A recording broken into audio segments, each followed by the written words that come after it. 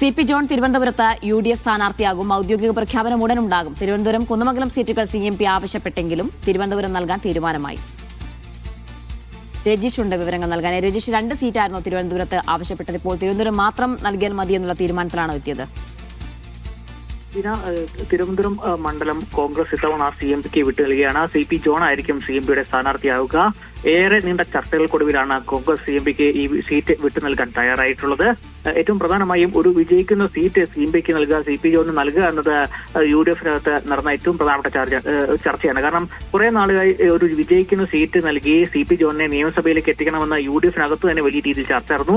അതിനൊക്കെ ഒടുവിലാണ് ഇപ്പോൾ തിരുവനന്തപുരം സീറ്റ് CP ജോണിന് നൽകാൻ തീരുമാനിച്ചിരിക്കുന്നത്. കഴിഞ്ഞ തവണ VS ശിവകുമാർ ആയിരുന്നു കോൺഗ്രസ് സ്ഥാനാർത്ഥിയായി UDF സ്ഥാനാർത്ഥിയായി തിരുവനന്തപുരത്ത് മത്സരിച്ചിരുന്നത്. ആ സീറ്റാണ് ഇപ്പോൾ CMPക്ക് വിട്ടു നൽകാൻ തീരുമാനിച്ചിരിക്കുന്നത്.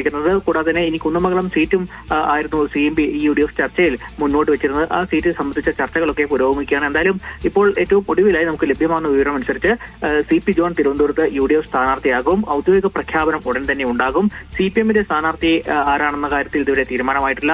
അതൊരു